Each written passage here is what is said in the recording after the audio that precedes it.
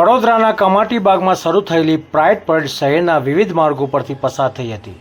રંગબેરંગી ધ્વજ, આકર્ષક વેશભૂષા અને ઉત્સાહભેર જોડાયેલા લોકોના કારણે સમગ્ર પરેડ લોકો માટે આકર્ષણનું કેન્દ્ર બની હતી।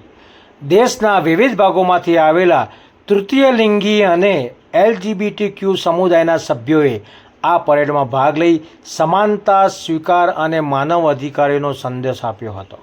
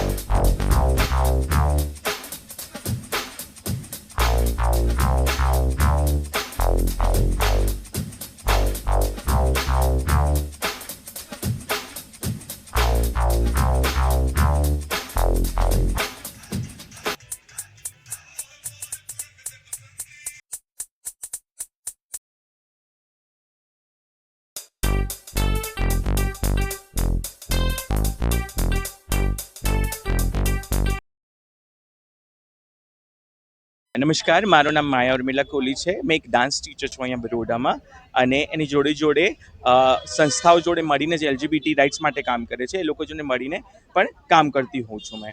અને આજે અહીંયા અમે ભેગા થયા છે કેમ કે જૂનનો મહિનો જે હોય છે એ પ્રાઇડ મંથના રૂપમાં ઉજવણી કરવામાં આવે છે આખા વિશ્વમાં।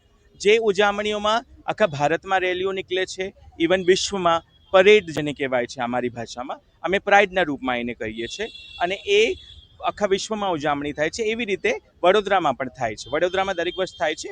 ગર્વ ઉત્સવ કરીને જે શબ્દ છે એ સંસ્થા લક્ષ્યથી જોડાયેલી છે એ જે છે, અને એના જોડે સહયોગીમાં બીજા સંસ્થાઓ પણ છે, જેમ કે વિકલ્પ છે, મહારાણી ચિમનાબાઈ સ્ત્રી ઉદ્યોગાલય છે, પછી આશિકી ઇવેન્ટ છે। આ ત્રણેય લોકો મળીને આ ઓર્ગેનાઇઝ કર્યું છે આ પરેડ પ્રાઇડ, જેમાં અમે લોકો ચાલવાના છે આજે, અને બહુ સંખ્યામાં લોકો આવ્યા છે અને આવવાના છે હજુ। તો અમે આ ઉત્સાહિત છે। આ રેલી કે પ્રાઇડ જે હોય છે એ અમારા હકોની લડાઈ માટે હોય છે। આ જશ્ન માટે પણ હોય છે કે જે આજ સુધી અમને અમારી લડતમાં મળ્યું, આર્ટિકલ 377 ડિમોલિશ થયું, કે જે પણ પ્રગતિ થઈ છે એનો પણ જશ્ન છે। અને લડત એના માટે પણ છે કે આવનારી ભવિષ્યમાં અમને શું મળશે અને શું મળવા જવાનું છે અમારી હકોની લડાઈ માટે। અહીંયા ગુજરાતમાંથી બહુ બધા સ્ટેટોમાંથી આવ્યા છે લોકો, ગુજરાતમાંથી કઈ સિટીમાંથી આવ્યા, સોરી, અને બહુ બધા સ્ટેટ્સમાંથી પણ લોકો આવ્યા છે। અપિતુ અમુક 4-5 લોકો એવા પણ છે જે વિદેશથી પણ આવે છે, દરેક વર્ષે આવે છે અને જોઈન થાય છે અમારા જોડે। મારું નામ માયા ઉર્મિલા કોહલી છે। Thank you. જોતા રહો STV ગુજરાતી સમાચાર વડોદરા।